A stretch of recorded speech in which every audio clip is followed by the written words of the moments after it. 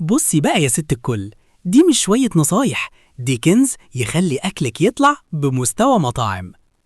أسرار الشوربة ولسان العصفور وطعم الفراخ اللي يخليكي شيف من غير شهادة. أولاً، لسان العصفور ما يشربش الشوربة إزاي؟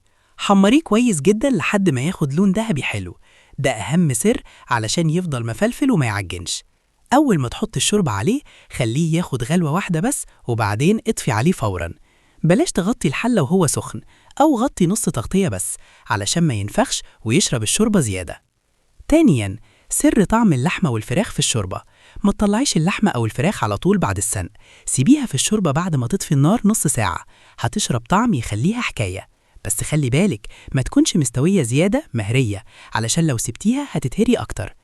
تالياً، خلطة الشوربة السحرية: ورق لورا، فلفل أسود، مستكة، حبهان، كزبرة ناشفة، رشة كبابة صيني. اطحنيهم وحطيهم في برطمان واستخدمي منهم على أي شوربة، هتديكي طعم وريحة يخلوكي تقولي أنا كنت بعمل إيه قبل كده. رابعاً، سر إزالة الزفارة نهائياً: عروق كرفس مع السلق بتشيل أي زفارة وتدي طعم نظيف جداً.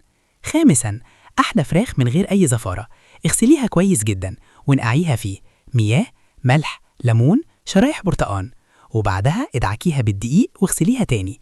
أهم حركة بقى: نشفي الفراخ كويس جدا بالمناديل علشان التتبيلة تمسك فيها صح. تبليها ملح وفلفل وحطي جواها نص بصلة نص طماطماية وسيبيها ترتاح ربع ساعة. طريقة التسوية الصح: في حلة حطي زيت أو سمنة، حبهان، مستكة، ونزلي الفراخ تتشوح كويس. ضيفي بصل، طماطم، جزرة، وقلبيهم مع البهارات، وبعدين المية.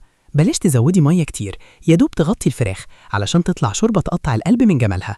لو طبقتي الكلام ده هتلاقي نفسك نقلتي نقلة كبير في مطبخك. ما تنساش تصلي على الحبيب، اعملي لايك وشير علشان نوصل لأكتر عدد ممكن. اللايك مش هيفرق معاك، لكن بيفرق معايا جدا علشان نقدر نستمر وننشر كل جديد.